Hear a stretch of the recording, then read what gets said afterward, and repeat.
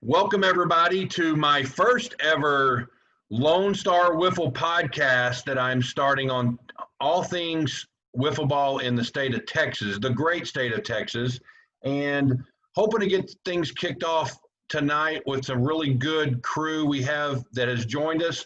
We're leading up to our state tournament coming up next Saturday, July 18th. We have some really special things planned for that tournament, and I'm pretty excited about it. There are a lot of things that the guys don't even know that's coming up. We've got some giveaways that we're going to have right before the tournament. And Jason, you may want to see if you could buy extra stock in your chances. I'm giving away 3 brand new strike zones that I made this week. So that is going to be 3 teams will walk away with a brand new strike zone so they can practice with it. I have a photographer coming out as well, professional photographer, for the first couple of hours that will be taking action shots throughout the morning, and I will get those posted up somewhere to where you can look at those, and we can see pictures of Jason striking out a couple of times. We also are giving away 3 ball buckets with a seat on top of it. Those, some of you baseball players know that little Wilson ball bucket. I'm putting 2 dozen wiffle balls in each one of those that one team will walk away with. I've sort of teased some awards that we're giving out. If you saw the Babs Big Flies MVP award will go to someone off the championship team that we'll be giving out. I'm pretty stoked about that.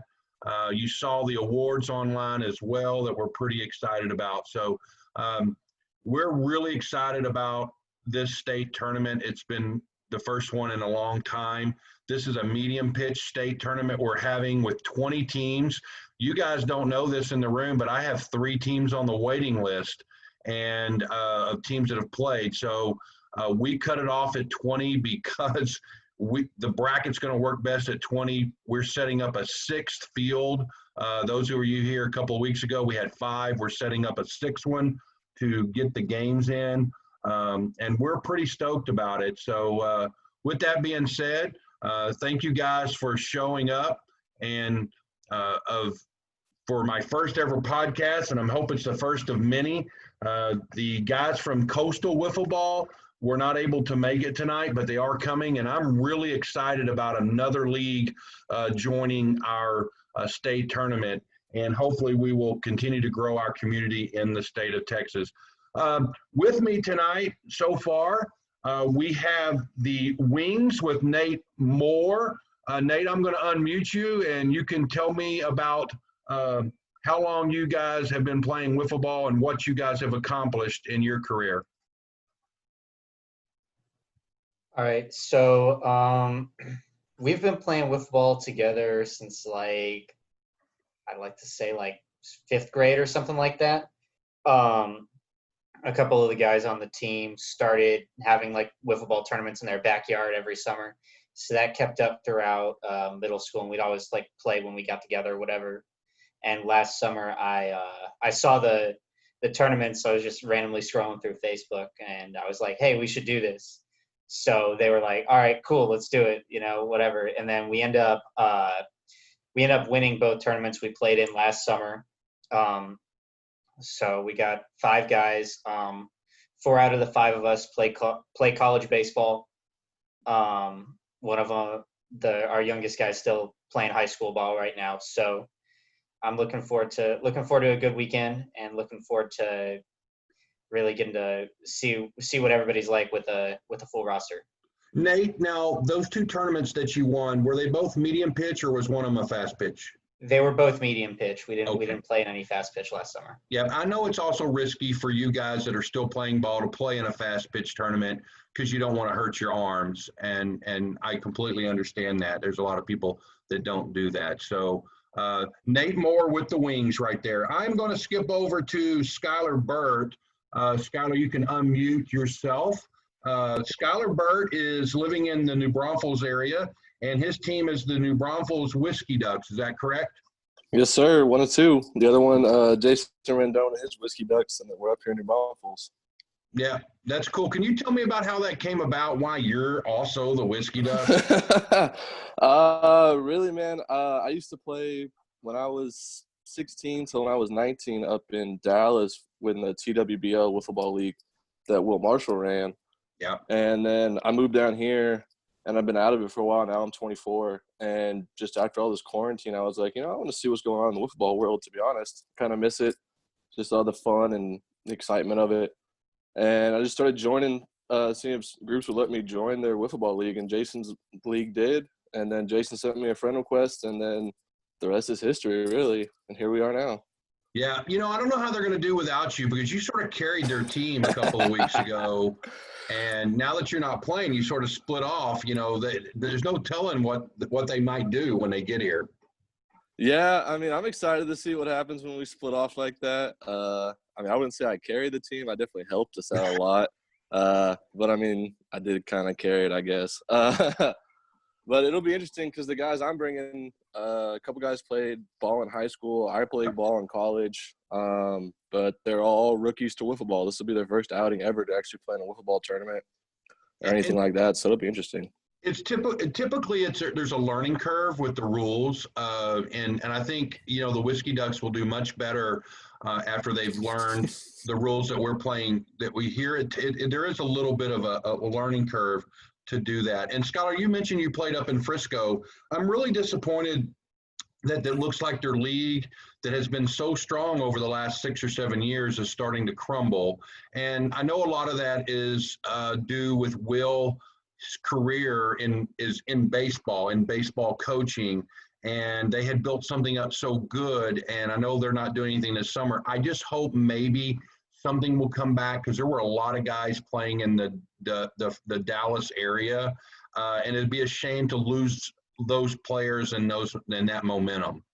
Yeah, for sure. That league back in when the heyday when I played it in 13 and 14, I think we had 12 to 16 teams. And the last year that I left in 16, that's when we split into the two fast pitch and medium pitch. Mm-hmm. And I think total we had like 24 teams or something like that between the two leagues. Yeah. That is Skylar Burt with the New Braunfels Whiskey Ducks, and I will bring on the original Whiskey Ducks now, Jason Rendon with the Whiskey Ducks out of the Corpus Christi area, but he doesn't live in Corpus, or he lives in Round Rock, but he's from down there and all those guys. Jason, welcome to my podcast. Oh, it's good to be here. Now, Jason, tell me about I'm super pumped that there is wiffle ball being played down in that area. Can you tell me how that came about and how that league started? So that league started with I was looking for a league to play up here in Austin, and I couldn't find one. I guess when I was doing searches, I was just doing Austin wiffle ball, and Cedar Park wiffle ball never came up. And I had played one season here in the Austin Sports and Social Club, and then that kind of went away, and then kind of got bored with it. And I was bored with softball, so I reached out to my cousin. We're a little older, so we couldn't do softball anymore. It was getting too hot out there and too many innings and stuff like that. So I reached out to my cousin in Corpus, and I said we should try it out. And from then, now here we are. Well, that's awesome. And tell me a little bit about your team. You're bringing some, I think, a couple extra different guys that we've seen, right? Tell us what your team's going to look like next weekend. So since Skylar branched off and then made his own team, we had to pick up a couple of extra pitchers. So we got some pitchers and some good hitters. And I think we're coming ready. We have probably 9 or 10 guys on a team or that are available to us. It's just on who can show up that weekend. So we're pretty solid. It's just, like I said, Skylar helped us out this last tournament, and he really saved us with his pitching. The dude can rip the ball too. But we've got some solid pitchers coming in, and we've all been working on our pitching since that last tournament. We really noticed that was our weak spot. Yeah, and it's not normal that a team sends their best player down to the minor leagues during the season, but that's sort of what you've done with Skylar. But he'll work his way back, I'm sure. So I wouldn't say it's the minor leagues. He's just bringing up another solid team so that, when we go up there, we go play with the big boys up in York, Pennsylvania. We Yeah. get to choose from the best of us. Yeah. Well, that is Jason Rendon with the Whiskey Ducks coming up from the Corpus Christi area. Pretty excited about that. Next up, I'm going to call him Ben Love.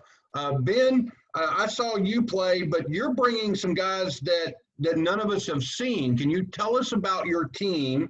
And are you still going to go by the team name Just Looking? Hey, what's up, Tim? Yeah, man. So team name's Just Looking because, I mean, that's all we plan on doing. We plan on taking walks, and we're going to walk our way to the championship because we know this isn't a swinging league. We don't want to embarrass people.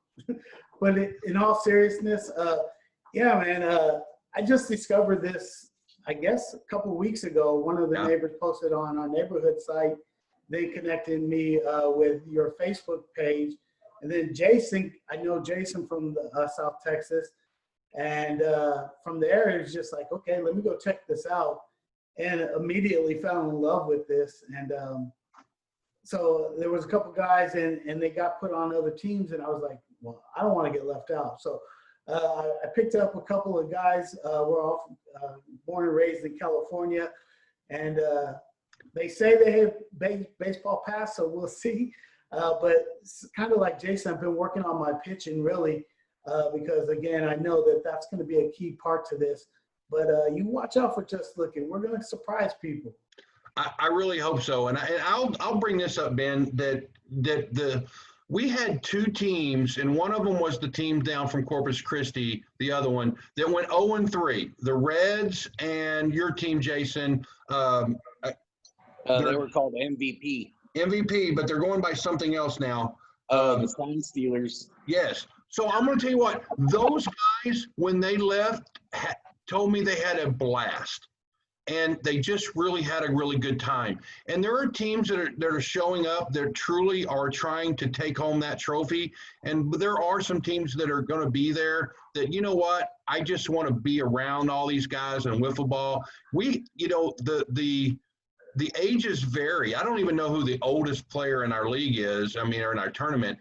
But it goes all the way down to kids in high school. As a matter of fact, there was this tournament, we're having a kids team that will be there. That will be the Sluggers, and they're a bunch of kids that they play baseball. But my son started when he was he had his own team playing in fast pitch when he was 10 years old, and he played with all the adults and stuff. And eventually, they played in the Fast Plastic National Championship the last time it was here in Cedar Park. So it is something of all ages. And you guys know that it doesn't really matter and really what the purpose is. So I'm super, super excited about that. Now, that is real quick, Tim. Yeah. Yeah. Don't count us as one of those 0-3 teams. We may be new to the sport, but we're coming in and we may just make some duck wings or something, man. That's what we're going to be doing. We're going to be cooking it out. Ben, you need to bring a tent and set it right next to the Whiskey Ducks tent because y'all will get along just fine. And but that's what I like. I love it, Ben, and I look forward to seeing you next week. So I'm going to bring in the youngest guy in the panel, I think, and Dalton Brown. His team burst onto the scene 2 weeks ago. I mean, just came out of nowhere, bringing the cheese. And the Cheese Dogs came and surprised me, surprised every other team that have been coming out there, because it is extremely rare, and Nate knows this, is extremely rare for a team to come out of nowhere that have never played in a competitive wiffle ball tournament to do as well as they did. And so, Dalton, I congratulate you and your boys. You even had some cheerleaders coming around over there too. So, Dalton, congratulations on your great showing a couple of weeks ago. Thank you very much, sir. It was a total blast. I knew about this tournament for years before this. It was something I really look forward to doing. And this year, me and my friends were like, okay, this is something we can do. Let's go for it. Personally, I didn't know how it worked because I never played any competitive wiffle ball, but I've played a lot in our front yard. We'd have like little, I guess you could call it leagues, but we would just make up teams and stuff like that. So coming into this tournament, all we wanted to do was just have fun at first. And, it's always what the goal is. And when we won the first 3 games, it was like, wow, I mean, this is actually so far pretty good. I mean, we didn't expect to do as well as we ended up doing. So Yeah. the fact that we made it all the way up to the final round was like a big thing for us. It was something personally I didn't expect to happen. And, you have a great team like TC35 meeting us at that point. They got the best of us. But I mean, coming into this tournament now, me and my guys are working on a lot of things, such as pitching for one, because I know that got us in the last round. Having a better rotation. Fortunately, our guy Hayden, he's going to be gone. He's going to the beach during that weekend. So our replacement, Aiden Azua, is going to be coming down. So we're expecting a lot of great things this next tournament, but of course, trying to take it one game at a time, as always. Okay. So what are the ages of the guys on your team? What do y'all range? So right now, the range is from, if I'm correct here, the youngest is 16, which is Hayden, all the way up to 22 or 21, which is Coy. Yeah. Now, Dalton, you hit the ball pretty good, didn't you? I'd say I did pretty good this tournament, better than I usually do. So it was pretty good. So I thought you were hitting good because you had some really fly batting gloves. And stood out at me. I actually thought maybe you picked them up at Home Depot to work in the garden. And, man, those gloves, they were stuck out there. They had that big old cuff on it. And you just walked around like your hands were cold all day long and kept those gloves on. You never took them off like the Iron Man or something. So are you bringing the gloves again? Absolutely. After last tournament, I got to bring them back. I had no batting gloves that I could find at the house, so I just grabbed some gardening gloves that were in my dad's drawer, and I thought, let's just go for it. Let's see what's gonna happen, And Dalton, that may be your signature piece now. Some people like wear the crazy high socks and whatever, and that just might be your thing. Maybe you can get an endorsement from Home Depot, to wear those gloves, because I think those were awesome and they did the trick. Yeah, it really did, and I appreciate you saying so, sir. So, yeah, it's something we're excited for. I mean, I'm excited to bring the gloves back. Hopefully, it brings us a little more luck this time. Our guys, Cade, Cade was doing well pitching. Hopefully, that could spark us up a bit. Coy being our ace of the staff, he was doing really well. Bryce, a guy who had baseball experience, I'm pretty sure a lot of it. He was hitting the ball, pitching the ball very well, fielding well. And, of course, unfortunately, Hayden won't be here. But our guy, Aiden, new guy into this league. So everything's going to be exciting. So I'm just really looking forward to it. Well, it is definitely going to be exciting. And I do want to explain to you guys, if I didn't get it clear in my email, how the format's going to work with 20 teams. It's very important that you listen to this, because pool play elimination starts at 9 a.m. Okay. So everybody in pool play will not make it out into the playoffs. Typically, Nate, you've played in a lot of my tournaments where we have a little 8-team pool play or a 10-team pool play, and everybody makes it out, and that's what we did with the 16. That will not happen this time. So we're dividing it up into 4 pools of 5 teams. We have looked at all the teams and tried to spread them out, taking the better teams and spreading them out, and taking what we think may be the weaker teams and spreading them out, and of all 5 of those pools. We know, because we don't know some teams, there are actually some teams coming that we know nothing about, including Skylar's team. Other than him, we know nothing about, and that's absolutely true. Don't know anything about Ben's team. There's 3 or 4 other teams that we don't know anything about. So somebody will be this next tournament's cheese dog. Okay, somebody is going to come out and surprise some people that none of us in this room are really going to expect to excel. It's going to happen. It may turn the pool upside down. So with that being said, the top finishing 3 teams in each pool will advance to a 12-team single elimination bracket. The top top team in each pool will get a bye that first round. Very important. If anybody's witnessed TC35's first game in the playoffs, they were down after 2 innings bad. It took them the last inning to catch up and win. They had got off to a slow start and had to claw to beat one of the 0-3 teams. And there was actually 3 0-3 teams. So they had to claw. So at least the winner of each pool gets a bye, and then from there it's single elimination.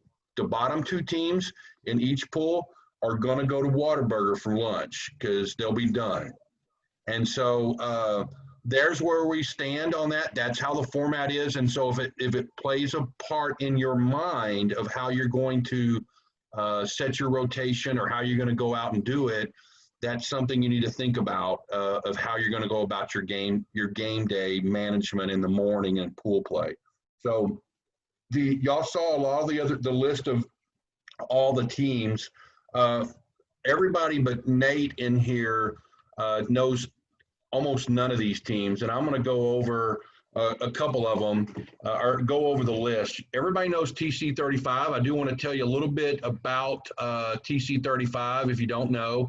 Those guys actually started playing in my tournaments when they were 12. I had a youth tournament one year, and they came and won the youth tournament at the age of 12. Their parents drove them up, and their parents drove them up for years to play in my tournaments. And eventually, they became my 2-time state champions in fast pitch, because that's all we did back in the day was do fast pitch. And then when they went off to college, they stopped playing together. Chase, the better player that was there on 2 weeks ago, he has played throughout the years with some other different guys as TC35, but the original 3 have not only been together once since they were 18, and that was last summer. They won our fast pitch tournament. They came up and played in and won that. So Ice Cold Pitchers will be back. They were a pretty solid team a couple of weeks ago. They also played in our league. The Runs went through pool play undefeated and lost in the second round of our tournament 2 weeks ago. They play a lot. That's a team playing with the girls, if y'all remember them. And the girls are actually pretty darn good. They're athletes. The Reds that went 0-3 will be there. A team called the Texans and Dalton. Nate may remember the Texans with Riley. They have come out a couple of times and done fairly well in some of the tournaments. They're high school kids, going to be juniors, and they swing a good stick. A team called Hoof Hearted, and they're led by a guy named Stewart, who actually used to be in Jason's spot. Jason, my athletic coordinator, was there. Stewart used to be him. So from time to time, he brings a team and plays. We have the Sign Stealers from down in Corpus. The Chivas, which was the Brew Crew 2 weeks ago, they changed their name to the Chivas, and they'll be back. And the Chivas were their name years ago. The Wombats will be back with Luke Richter, and I'll tell you a little bit about the Wombats. They're over the last 3 years, they're one of the best teams that we've had here in fast pitch. So they're a very, very good fast pitch team. Gonna Whoop Me, father son, they've won several tournaments for us too, and they will be back. The God Squad is the team from Houston. I'm really excited about getting those guys up. Jason, you've probably seen some footage of their league. I thought they were all kids, but they're not. There's several adults that are playing in their league, and it's a very healthy league. I was pretty impressed. So they're bringing a team, which I'm excited, and everybody please welcome them when they come. We want them to keep coming back. Trick Shot will be back, was here 2 weeks ago. The Scorpions, a new team. One of the guys has played before. I don't know anything about their team. And the Sluggers, which are the kids' team. And I'm actually missing a team, and I'm not really sure. I must have missed somebody. But anyway, really great field. 20 teams, 3 teams on the waiting list. Incredible stuff that we're going to be doing. And I'm pretty stoked about it. So I'd like to ask a question right now of everybody about what have you learned from playing in our leagues and tournaments? None of you played in my league, but in the tournaments, what have you learned and what's got you pumped to go to the next level or to keep playing? And Nate, I'm going to start with you, Nate, this time. Tell me a little bit about playing in the tournaments that you've played with me, what you've learned and what you've taken away from it. Well, really, what I've learned is pretty much anything can happen in it. Like nobody knows who's going to be good on any given day. TC35 is obviously going to be really good. Like they were in the championship, both tournaments we played in last summer as well. They were there obviously this summer too. Cheese Dogs will be really good too. Like they surprised us. We played them their first game and they shut us out. I didn't have my guys, but they still shut us out, which is hard to do, It is. especially in medium pitch. But also just like, get out there and have fun, hang out with some friends that you maybe don't get to see a bunch anymore because of college or life and stuff, And I've also learned that football is really helpful with baseball. It's funny you say that, Nate. You're absolutely right, and a lot of people don't realize that. When we played wiffle ball growing up, and we built a field behind one of my guys' friend's house, and we would have guys come that were baseball players on the high school team, and they learned a lot. They had to, because to play wiffle ball, you actually have to watch the ball. You have to see it move. And it causes you to keep your head down and watch the ball. And I saw guys actually raise their batting average from one year to the next, like 100 points, just playing wiffle ball. So you're absolutely right that that's something that a lot of people don't realize, that it really will help your hitting game. Oh yeah, definitely. Like even at this last tournament, because I had to leave early to go to my collegiate league games, I went 2 for 2 with the double after playing a couple games of wiffle ball, So like, nice. It is really, really helpful. I've seen it, like just in general, just getting to play in the tournaments. I always feel like I hit better after the tournaments because just you have to see the ball. You have to see the ball really. Right. Well, that's pretty awesome. I'm going to skip over to Jason now. Jason, tell me about what the game has done for you and what have you learned from it and what are you excited about moving forward? So, I mean, we're still new. We've only been playing for, 2 or 3 months now. So, for us, we were just watching everybody, all the other teams and the way they set up their strategies for the games, what really shocked me with this tournament was how friendly everybody was, how honest everybody was. Because we're still, like I said, we're new. We didn't know a lot of the rules. And so, every game, if we missed a rule or something happened, like the pass ball, the wild pitch, I was totally unfamiliar with that. And, in the very first game, that team was like, hey, you got to run. And we're just freaking out. It's like, well, what do you mean we got to run? We didn't do nothing. And he's like, no, we threw a wild pitch. And, everybody's willing to help each other. And I like that. I like everybody, helping each other grow the sport, helping each other make sure that the level of competitiveness is there and it's improving. And then I like that it's family oriented also. Like I have kids of my own, but they're a little older. They're in their 20s already. So, if I still had little ones, I'd love to bring them along and kind of help them grow up and just kind of watch how, the maturity level of everybody and how it can be in a sport. Right. How it should be. That's really awesome that you said that, because y'all saw the family pod in the outfield of field number 2. Yep.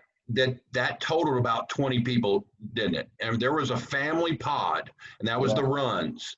And every one of those people out there were related to one another. So the girls are either wives or sisters, and grandfather was over there and grandmother. That was they played in our league play, and they showed up on Wednesday night during our league play like that. They ate dinner at the field. They brought their Chick-fil-A or whatever they were going to eat. That was a family pot of about 20 people, And that's what they do, Jason. That is their family outing. And I'm glad you picked up on that. Like, you know what? It's not just a bunch of softball guys Right. drink beer. There's families. There is people out there drinking beer, but there's a lot of different dynamics going on. There's guys like Nate's team or Dalton's team that are high school buddies or baseball buddies, and they hang out together outside of this. And so it is a really cool dynamic of all different diversities, including women and children playing in this game, which is fantastic. So thank you for pointing that out. Skylar, I'm going to move over to you this time. So Skylar, you're also, you've played a little bit, but tell me about what you've learned from this game and what you expect moving forward. Really what I learned is just all the different rules. You know, TWBL, we played whole different setup. We didn't play caught looking. We ran out all the plays. There was different rules and all that. So really understanding all the different rulings, like Jason said, was a big thing this weekend to learn. And go ahead. The Texas League did adopt the caught looking rule in their slow pitch league. Yes, they did. But I was playing fast pitch at that time, so I never really played with that rule. Yeah. So we're out there, which I enjoy that rule. It makes the game go a lot faster. And it's kind of fun to get people caught looking. It is. And when you say that, Jason, I watched one of the tape games from the Houston group, and I'm not lying. In the first inning, there were probably almost 20 walks in the first inning alone. Yep. And they're playing 4 balls and 3 strikes. And when you don't have a pitcher, it makes it worse. And the caught looking rule does a lot of things. And some of you may not like it, but let me tell you what it does do. It saves your arm, okay? It gets the bat off people's shoulder, okay? Because in you're playing walks, one of the things that someone could do is I'm going to put the bat on my shoulder and I'm going to try to get a walk, and I'm not going to swing until I get 2 strikes. And that's no strategy whatsoever. And it gets the bat off of there because you now have to step up to the plate on the first pitch, ready to take a hack. And if it's close, you better take a hack. And so, and it moves the game along much faster. And it also, in fast pitch especially, it's the great equalizer because you can be down 3 balls and no strikes, and Nate can go, you know what? I got this one pitch. All I got to do is hum this one pitch and catch that zone, and that sucker's sitting down. And you can get out of a bad count with one pitch.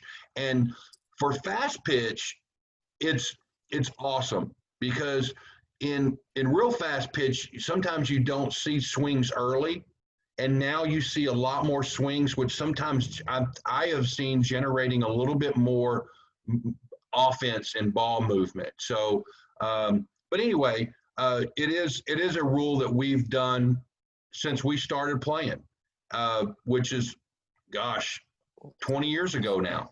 We've always had the caught looking rule. And again, some people, when Will came down last summer or the summer before, it might have been summer before, and played in a fast pitch tournament. He brought Paul, his brother, who's also good, and another guy. Mm-hmm. And they played the Wombats. And Luke from the Wombats throws gas. And they went toe-to-toe in the championship game and got beat by the Wombats. Now, Will didn't really care as much for the caught looking rule because he wasn't used to it. It does take some getting used to. I see that. But once you do it, it is absolutely awesome because now anybody can play. It really does. So thank you for pointing that out. All right, I'm going to move over to Ben. Ben, it was your first time playing, I guess, in a tournament. And tell me a little bit about what you learned. You look like you were having a lot of fun. And tell me what you are moving with forward in wiffle ball. Yeah, it was definitely a good time, you know. And I think for me, I'm always trying to be aware of my environment and what's that like. And the one thing that I really took from this first tournament is there's competitive edge because I'm not trying to have somebody give me a win or anything or play soft. I like to win and just everybody going full out. But with this respect of each other and respect of the game. And then, you know, again, going out for the first time, I didn't know what to expect, but it was a great time. And then once the competitive juices in natural athletes start to come out, and now all of a sudden it's like, okay, here's what I did great. Here's where I got chances for improvement. And so that's what you're going to see from us as we start to move forward. Again, going to be trying to get the right players, understanding more of the nuances of the game, right? Because it's more than just throwing and hitting, and having the people, getting the right people. And so I want to play the intelligent part of the game and make the right moves while bringing the right people in. And again, just enjoying. And I'll tell you what, I enjoy winning. So that's what I'm going to be trying to do. And if I'm not going to win, like the game that we had against the TC35, I'm going to try to get in their head as much as possible. That's awesome. Thanks a lot for that, Ben. I'm really looking forward to you guys coming and playing. And I will switch over. I think I have Dalton. Who do I have left? Dalton or Jason? I already asked this question to one of you, I thought. Dalton. All right, Dalton, tell me about what you guys learned from this experience, and what you expect y'all's wiffle ball future holding in the future. Well, the first thing that we learned is how competitive it is for the first thing. I guess that's the first thing I'll just straight up say. We realized what the competitive nature of wiffle ball is, how many people actually enjoy the game in this area, which is outstanding to us. Our future, we're hoping to get in many more tournaments, hopefully, see how far we can go. Just whatever happens. I mean, whatever happens, we'll be absolutely happy to do. I mean, you see guys like, for example, the Whiskey Ducks, and you see teams like TC35, and you think, holy cow, this is what competitive wiffle ball is like in Texas. And I've never seen it like this. I mean, I've seen teams, or I've seen leagues and players such as Sean Steffi, which I'm sure everybody knows. You got MLW and, of course, Palisades. But really, I never knew how much the state of Texas took wiffle ball. And that was a really good experience to find that out. And I really enjoyed that part. Well, that's awesome. And, I'm going to tell you a little story about Steffi. Steffi's a very good friend of mine. And so if anybody haven't seen any of his videos, it's sort of Wiffle Boy on YouTube. And he is one of the best pitchers in the country. So I had a kid play in our tournaments last year from Round Rock. And he came up to me and goes, "Hey, I asked him, where'd you hear about us?" "Oh, I looked it up and I've been watching videos of how to pitch." And he said, "I watch this, I said, "Who do you watch?" He said, "Well, I watch Steffi." I said, "I know Steffi." "You know Steffi?" I said, "Yes, I got him on speed dial right here." And so I had actually messaged Steffi, and Steffi actually sent him a video message that I played for him before he left the tournament. I showed the kid, Mark, the little Steffi saying, "Hey," giving him a shout out type of thing. And then Steffi was here for the national tournament in October, and Mark came out and met him. And so it was really, really awesome experience with Steffi. I got a couple of things before we go that I want to do some housekeeping with. Ben, you said something about cameras. I'm terrible with filming. I know nothing about filming games. If anybody films any games, if you will help me get some of the footage or anything, I will try to get stuff posted, but I know nothing. I'm barely making it through this podcast. So if any of y'all have any experience with any video equipment or taping or editing or anything like that, I'm open to suggestions. Cool. Yeah. Hey, Tim. So I have two 360 cameras, and basically that will film the whole field, up, down, round, circle.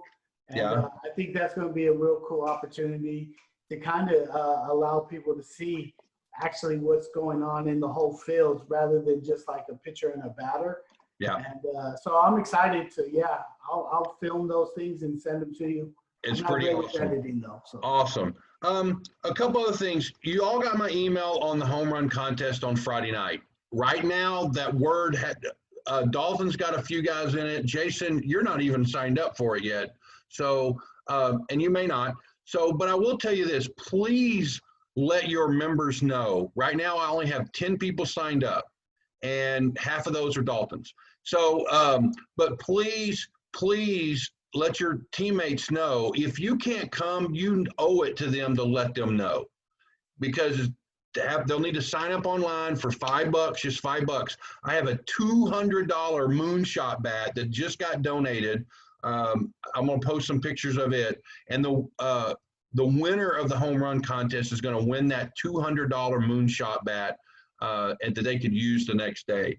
So, Jason, sorry, it's probably not going to raise your batting average. However, it is a awesome bat. So please let all of your teammates know about the home run. And if you don't want to do it, come out to watch at 7 o'clock on that Friday night. And I know some of you can't make it, and a lot of people can't make it, and that's okay. But I just want to make sure you guys know to let your teammates know about what to expect as well. Another thing is that August 1st is our only fast pitch tournament of the year. If you got big balls, bring your game, because more than likely, if I got the Wombats show up and TC35 show up, which is two of the better fast pitch teams, it'll be super exciting for that. So just letting you know, is August 1st it's going to be hot. Now, next Saturday won't be as hot as it is right now. It's going to cool down, a cool front of like 96. So for our game day Saturday. But just want to remind everybody about the fast pitch tournament on August 1st. One other thing, I need you guys to help spread the word of wiffle ball. Every one of you now are ambassadors to this game. You're the team manager, and spread the word. Nate probably has baseball friends that can't believe that anybody plays wiffle ball. You know, I'm not playing that. And we all know people go, you play wiffle ball? They don't have any idea until they do it. And I guarantee you, Joe softball guy that loves softball, that used to play baseball in high school, would love this game, would love it. But it's hard for me to get the gospel of wiffle ball out in front of people. And we've built it up. Nate will tell you, he's been playing for a couple of years, and we've had tournaments where there was 6 teams. And so to have 20 for this is incredible.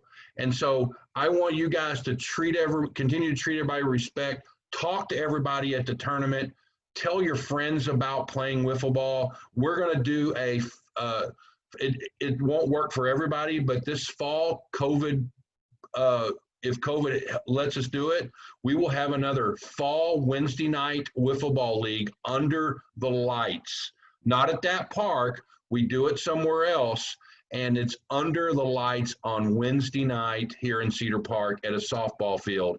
And we set up three or four fields. We had 10 wiffle ball teams play in our very first league. And so if you're in the area and want to play on league night in the fall, I'll be sending out that information. But spread the gospel of wiffle ball, and then we can do a lot of great things. Skylar maybe is trying to get a league going in New Braunfels. At this infancy stage right now, he's got a group of guys that he's trying to get a league started in New Braunfels. And if that happens different places across the state, unfortunately, we're losing the Frisco group, and that was a strong group. But if we keep that up, there's a guy in Midland that's trying to get something going. And so let's keep spreading it and be good ambassadors. Also, please let all of your teammates, because I can't touch them like I can you, let all of your teammates know about the social media, the Texas Facebook page. There's a Twitter page of Austin Wiffle Ball on Twitter. There is a 512 Facebook page of just Austin area people. I don't run that one. I am a part of it. But just to get the word out, let people know where they can to have them get more information and participate. So spread that out. I'd love to get all your teammates on social media on our wiffle ball sites to get that information. And so please do that. Spread it all over. Spread the word of social media. And before I leave, I want to thank each and every one of you for participating tonight in my first podcast. And I'll have all of you guys back again sometime. But we're heading into to our state tournament, July 18th, and I will have this podcast posted up here in the next few days and send you the link where it's at, and you can send it out to your friends. So again, thank you guys a lot for coming tonight and joining me on my very first Lone Star Wiffle podcast. Thank you.